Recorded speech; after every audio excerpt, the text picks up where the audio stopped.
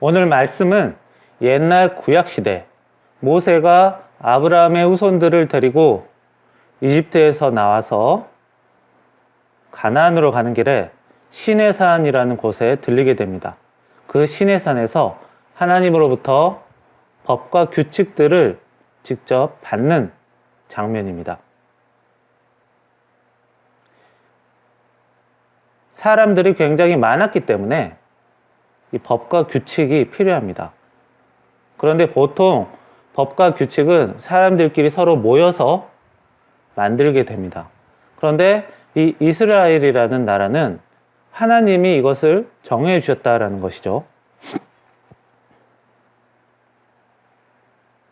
사람이 법을 만들어서 그것을 정하게 되면 나는 그것이 마음에 안 들어 이렇게 얘기하는 사람이 나올 수도 있겠습니다. 그러나 하나님이 이래 이렇게 해라 라고 명령하셨기 때문에 딱히 다른 이야기를 하기가 어렵겠죠. 그 명령 중에서 하나님의 말씀, 내가 거룩하니 너희도 거룩해라 라는 말씀에 대해서 오늘 나누고자 합니다.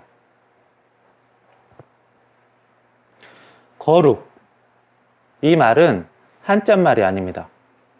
순수 우리 한글이에요.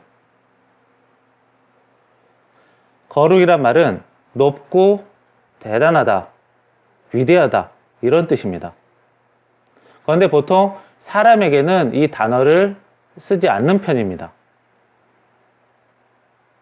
어떤 사람이 힘이 굉장히 세서 무거운 돌을 집어 던졌다고 합시다. 그 사람 보고 와, 저 사람 거룩하다 이런 말 쓰지 않죠. 그 사람 대단하구나 이렇게 표현을 합니다. 사람이 연관된 이야기는 보통 거룩이라는 단어를 잘 쓰지 않습니다. 거룩이라는 단어는 신, 하나님과 연관되었을 때만 주로 쓰는 단어입니다. 거룩하신 하나님 도와주세요. 이런 식으로. 하나님은 위대하신 분이기 때문에 거룩이라는 단어를 쉽게 쓸 수 있습니다. 거부감 없이. 그러나 사람에게는 이 단어가 항상 어색합니다. 그런데도 하나님께서 너희도 거룩해라 이렇게 말씀하신 것이죠. 너희들도 하나님과 관련돼서 위대하게, 대단하게, 구별되게 살아라 이렇게 명령을 하신 것입니다. 정확히 말하면 우리가 아닌 그때 당시 이스라엘 사람들에게요.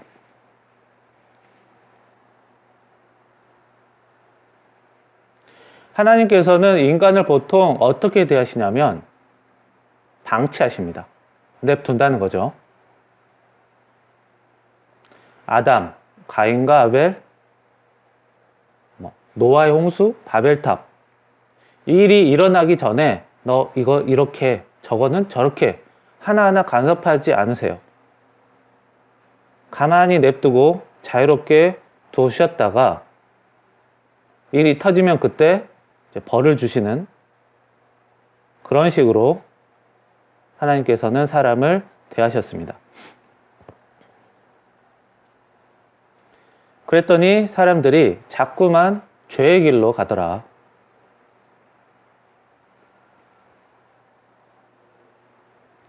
하나님께서는 창조하신 생명체 모두에게 자유라는 것을 주셨습니다. 자기 마음대로 할 수 있는 것이죠. 만약에 하나님께서 자유를 주시고 하나부터 10까지 아침에는 이거 하고 점심에는 저거 하고 저녁 때는 이거 하고 밤에는 이거 해라. 이러면 사실 자유라고 말하기 어렵겠죠. 그렇다고 가만 냅두니까 자꾸 엉뚱한 짓, 죄의 길로만 간다는 것입니다.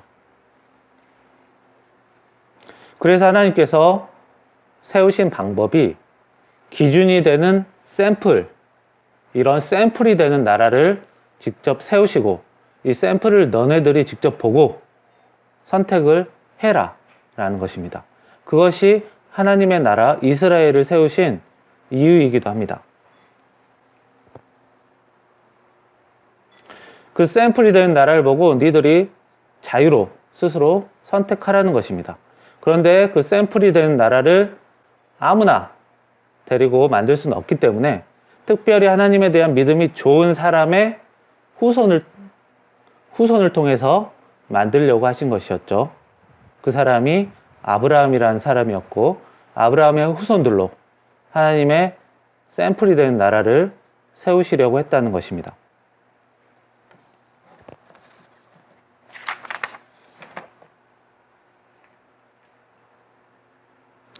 니들은 특별히 하나님의 나라를 만드는 데 선택되었고, 그리고 그 나라를 만들어야 한다. 하나님이 나라를 만드시는데 직접 개입하신 것이 이때뿐입니다. 하나님이 이스라엘 외에 다른 나라를 직접 만드신 적이 없어요. 그리고 하나님께서 사람들에게 이거 해라 저거 해라 명령하신 때가 이때뿐입니다. 이때 말고는 하나님께서 사람들에게 이렇게 많은 간섭과 제한을 하신 적이 없으세요. 하나님의 나라를 만드시고 그 나라를 통해서 하나님을 드러내려는 것입니다. 하나님께 순종하며 은혜 받고 순종하지 못하면 은혜를 받지 못하고 죄 문제는 냅두지 말고 처리를 하면서 사는 것을 보여주시려는 것이었습니다. 그래서 보고 판단할 거리를 주시면서 삶에 대한 자유 또한 주신다는 것이죠. 이 말씀은 나라를 세우는 과정에서 하나님께서 우리가 아닌 이스라엘 사람들에게 특별 주문을 하신 것입니다. 그렇다고 이 말씀이 우리와 상관없는 것은 아닙니다. 연관이 있어요. 사실 불편합니다. 먹을 것도 하나하나 다 정해주세요. 이것은 먹고 저것은 먹지 마라. 생활 태도, 생활 방식, 병 걸리면 이런 식으로 해라.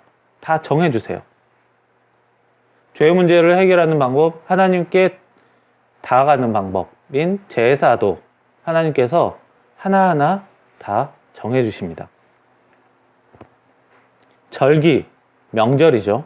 명절도 하나님이 정해줘요. 이스라엘 사람에게는 선택된 만큼 자유 또한 굉장히 제한을 준 것이죠. 다른 사람이 보고 판단해야 되는 하나님의 나라가 돼야 되기 때문에, 그리고 그러한 백성들이 되어야 되기 때문에 그냥 단순히 고귀해 보이는 척하라가 아니고 다른 사람과 구별되는 삶, 특별히 하나님이 시키는 대로 하는 삶을 살아라. 그것이 거룩이다 라고 말씀하셨던 것입니다. 하나님께서 다른 나라에게는 이렇게 자세하게 복잡하게 일을 시키지 않으셨어요. 아브라함 후손들이 하나님에게 특별 선택된 만큼 특별 추가 주문을 하신 것이죠. 사람이 나와 별 상관없는 사람에게 이거 해주세요, 저거 해주세요 요청할 수는 없는 것이죠. 서로 연관이 있어야지, 깊은 관계가 있어야만이 이렇게 명령을 하고 시킬 수가 있는 것입니다. 그만큼 하나님과 이스라엘 사람들의 관계가 깊은 관계였다라는 뜻이죠. 예를 들어 하나님께서 음식 규정을 주셨어요. 돼지는 먹지 말아라. 돼지는 더럽다. 이유는 돼지는 발톱이 다르다. 그리고 돼지는 되새김질을 안 한다. 이게 이유입니다. 발톱이야 어쩔 수 없다 치고 되새김질, 자기가 먹었던 것을 다시 꺼내서 다시 또 씹어서 먹는 것이죠. 이 되새김질 자체는 생각해보면 조금 더럽다는 생각을 하게 됩니다. 소 같은 경우는 이 풀을 한 번에 소화시킬 수 없기 때문에 두 번 씹어서 소화를 시켜야 된다고 합니다. 그런데 돼지는 한 번만 씻기 때문에 풀을 소화할 수가 없어요. 그래서 곡식이나 잡곡, 음식 찌꺼기 이런 것만 먹는다고 합니다. 되새김질을 안 하니까 더럽대요.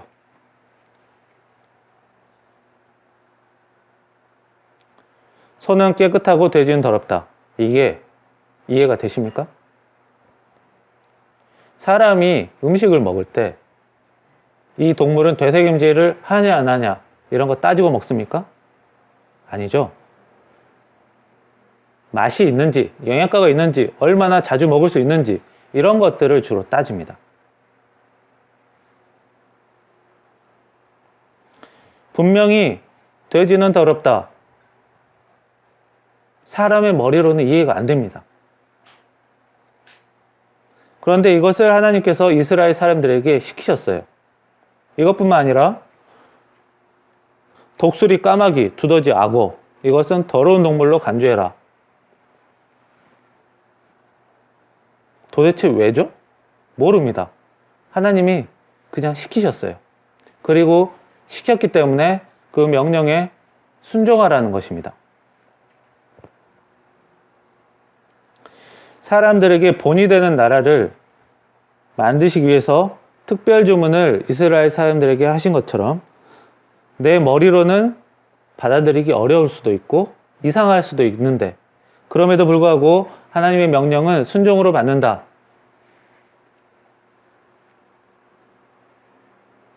그도 그럴 것이 우리가 평범한 이야기를 하나님께서 시키셨고 그것을 순종했더니 결과가 좋게 나왔다. 이러면 내가 잘해서 좋은 결과가 나왔는지 하나님께서 도와주셔서 좋은 결과가 나왔는지 헷갈릴 수가 있어요.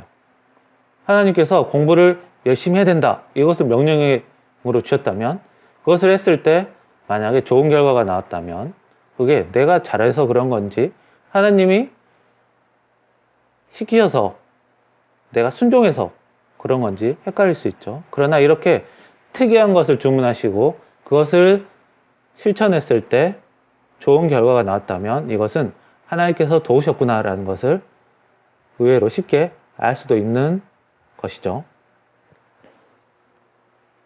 자, 이런 하나님의 명령에 순종하면 하나님께서 은혜 주신다고 성경에 나와 있습니다.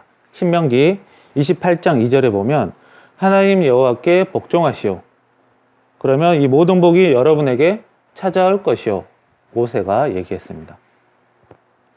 그런데 오늘 말씀 이 레위기에는 하나님의 명령에 순종하면 복을 준다라는 것보다는 내쳐지지 않는 것 위주로 말씀하신 것도 있어요. 레위기 18장 5절에 보시면 너희는 내 규례와 법도를 지켜라. 사람이 이를 행하면 그로 말미암아 살리라. 18장 29절에 보면 가증한 모든 일을 행하는 자에게는 백성 중에서 끊어지리라. 시킨 대로 해야지 살고 시킨 대로 안 하면 쫓겨난다 이 말입니다. 특별 선택이 된 만큼 책임도 부담도 굉장히 많은 것입니다. 그러면 지금 시대의 우리들도 이렇게 살아야 된다는 건가요? 돼지 먹으면 안 되나요? 괜찮습니다. 제가 허락한 게 아니라 예수님께서 허락을 하셨어요. 마태복음 15장 11절에 보면 내 입으로 들어가는 것이 사람을 더럽게 하는 것이 아니라 내 입에서 나오는 것이 사람을 더럽게 한다. 입으로 들어가는 것 크게 신경 쓰지 않아도 된다고 예수님께서 말씀하셨습니다. 구약시대는 불순종하면 끊어지고 쫓겨나요. 자, 병 걸려 있으면 찾아가서 도와주는 게 아니라 추방시켰습니다. 그러나 예수님 이후 시대부터는 추방보다는 주로 감싸주십니다. 돌봐주시는 거죠. 예수님께서 환자가 있을 때 너 저리 가. 떨어져 있어. 이렇게 하지 않고 직접 만져주시면서 고쳐주셨죠. 우리가 이스라엘 사람은 아니지만 하나님께서 예수님을 통해 우리를 하나님의 백성 삼아주셨습니다. 그러나 돼지를 무조건 안 먹어야 하는 것은 아닙니다. 예수님께서 제한을 풀어주셨어요. 그 옛날 시대 아브라함의 후손들은 하나님의 백성으로서 돼지 안 먹고 이런저런 것들 다 지켜가면서 좀 불편하고 힘들게 살았는데 우리는 예수님 덕분에 딱히 그럴 필요는 없다는 것입니다. 그 사람들은 굉장히 어렵게 행동하면서 순종하면서 거룩해지려고 했는데 우리는 딱히 그럴 필요가 없다는 것이죠. 그러면 할 게 정말 아무것도 없는 것입니까? 그렇다면 어떤 식으로 거룩해지기 위해서 우리가 무엇을 해야 됩니까? 자, 앞에서 말한 것처럼 이 거룩이라는 것은 하나님의 명령에 순종하는 것, 따르는 것이라고 했습니다. 왜죠? 하나님의 명령은 옳기 때문에 그렇습니다. OX 문제에서 O, 동그라미예요. 하나님의 명령, 하나님의 결정은 무조건 옳다. 이렇게 생각하고 지키는 것이 거룩한 삶이라는 것입니다. 그런데 문제는 도대체 하나님의 명령이 무엇이라는 겁니까? 하나님께서 나에게 직접 명령을 내리고 시키시면 그것은 하나님의 명령이 확실한 거죠. 그러나 나에게 직접 하나님의 명령이 오지 않았다면 도대체 어떤 것이 하나님의 명령입니까? 하나님을 사랑하고 사람을 사랑하는 것, 이런 것입니까? 자, 예를 들어서 길을 가다가 어떤 사람이 하나님에 대해서 막 욕을 했어요. 그래서 내가 가서 그 사람을 혼내주고 가르쳐주고 교육시켰습니다. 그래서 나중에 내가 잘못했구나 깨닫게 됐어요. 자, 방법이 별로 안 좋긴 했어도 결과가 나름 좋았기 때문에 그 사람이 나중에 생각이 하나님을 미워하는 것에서 하나님을 사랑하는 것으로 바뀌었기 때문에 괜찮은 건가요? 내 결정이 나름 쓸만했네? 나름 성과를 올렸네? 완벽하진 않아도 쓸만했네. 정말로 올바른 것입니까? 아닙니다. 애매한 것입니다. 항상 맞고 항상 올바른 것은 하나님 뿐이십니다. 그래서 하나님을 제외한, 특히 이 나는 언제든 틀릴 수가 있다는 것입니다.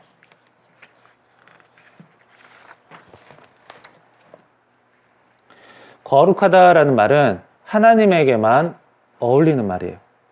그러나 사람에게도 그 말을 쓰라고 하나님께서 명령시키셨어요. 문제는 사람에게 그 말이 너무나 어색하고 안 맞다는 것입니다. 사람은 하나님만큼 올바를 수가 없으니까요. 사람의 노력만으로는 올바르게 살 수가 없어요. 내 마음과 의도가 올바른 쪽은 봤어도 올바르게 행동하려고 했어도 결과가 나빠버리면 올바른 것이 아닙니다. 결국 내가 얼마나 올바른 사람이 될 수 있느냐 없느냐 이것을 따지면 답이 잘 안 나옵니다. 그래서 기준을 내가 아닌 하나님으로 옮겨야 돼요. 하나님이 오르시다에 내가 얼마나 진심으로 다가갈 수 있느냐로 거기에 달린 겁니다. 내 딴에는 내 부모, 내 자녀, 내 친구, 배우자, 주변 사람들에게 할 만큼 한다고 했는데 그래도 내가 틀렸었구나.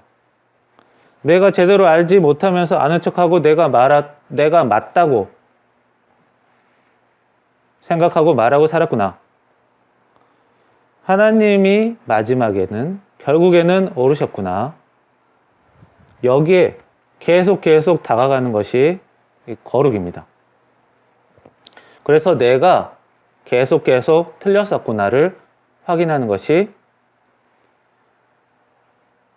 거룩입니다. 신앙생활을 통해서요.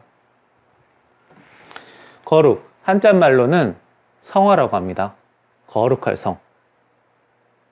거룩하게 되다. 이 성화는 내가 잡는 것이 아니고 쫓아가는 거예요. 하나님께서 옳으셨구나. 나는 틀렸었구나. 지금 내가 잘 나가도 혹시 하나님 보시기에는 틀린 것이 아닐까? 사람은 자신이 틀렸다고 말하는 것이 굉장히 어렵습니다. 부끄럽고 미안하고 뻔뻔하니까요.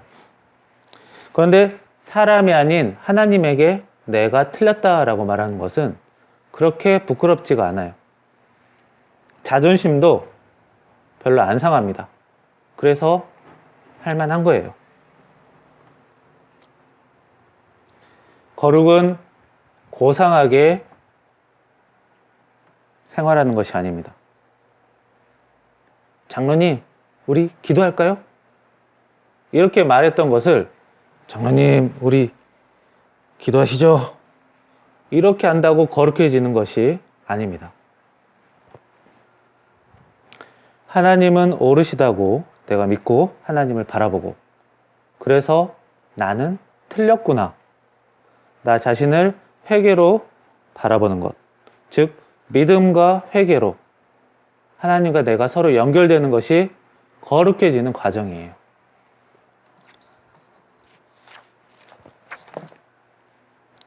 그러면 무슨 일이 일어나겠습니까? 내가 항상 옳고 맞는데 내가 하나님을 의지할 수 있겠습니까? 내가 항상 틀리다고 생각하기 때문에 하나님께 물어보고 의지할 수 있는 것이죠. 게다가 내가 항상 옳고 맞으면 내 주변 사람들은 틀린 게 돼요. 나는 맞고 너는 틀렸다. 서로 사랑할 수 없습니다. 내가 틀렸다. 이것은 사랑할 수 있는 것이죠. 이러면 너무 내가 틀렸다. 이렇게만 얘기하면 너무 자존심이 떨어지지 않을까. 자신감이 낮아지지 않을까. 걱정되는 부분도 있습니다. 내가 틀렸어. 난 안 돼. 난 잘못됐어. 그럴 수 있겠죠. 여기에서만 끝나면 분명히 그럴 수 있어요. 그러나 하나님은 옳으시다. 이것이 있기 때문에 그냥 무너지지가 않는 것입니다. 오히려 자신을 돌아보고 소망을 갖고 힘을 받아서 진정으로 생기 있게 살 수가 있는 것입니다. 성화를 잘 보여준 사람이 바로 베드로입니다. 베드로의 본 직업은 어부였어요. 예수님의 본 직업은 목수셨죠. 예수님께서 활동하실 초창기 때 베드로를 만나서 베드로의 배에 탑니다. 그리고 예수님께서 베드로에게 이렇게 해라 저렇게 해라 낚시하는 거 그렇게 하는 거 아닌데 이렇게 가르치십니다. 본 직업이 어부인 베드로는 목수이신 예수님께서 고기 잡는 것에 대해서 너 그렇게 하는 거 아닌데 이 소리 들으니까 기분이 나쁠 수도 있고 이상할 수도 있어요. 그러나 시킨 대로 합니다. 그리고 나서 결과를 눈으로 확인을 하죠. 자, 내 생각과 다르고 이상하더라도 순종하고 하는 것이 이 거룩해지는 이 길입니다. 이 베드로의 고기잡이 사건 때 베드로의 믿음이 굉장히 좋았습니까? 아니면 베드로가 신앙생활한 지 굉장히 오래됐습니까? 아닙니다. 지금 그 사건은 베드로가 12제자로 선택되기 이전에 베드로가 초짜일 때 했던 일이에요. 신앙생활을 오래 했다고 직분이 높다고 거룩해지는 것이 아니란 얘기죠. 베드로는 그 결과를 직접 보고 그리고 예수님을 따랐습니다. 결과를 직접 봤어요. 자, 내가 틀렸구나. 내가 아니었구나. 어떻게 합니까? 결과로 하는 것입니다. 내 의도는 나름대로 좋게 하려고 했었다. 그러면 뭐합니까? 결과가 안 좋으면 소용이 없어요. 결과가 안 좋으면 내가 틀렸구나를 할 줄 알아야 돼요. 그런데 이것이 굉장히 어렵습니다. 나의 실수와 실패를 인정하는 것 굉장히 어렵습니다. 사실 더 좋은 것은 결과가 나오기 전에 내가 틀릴 수도 있구나, 이 생각을 하는 것은 더 좋은 것이죠. 그러나 이것이 안 된다면 최소한 결과가 나와서 틀렸을 때 그것을 확인했다면 내가 틀렸구나라는 것을 인정할 줄 알아야 됩니다.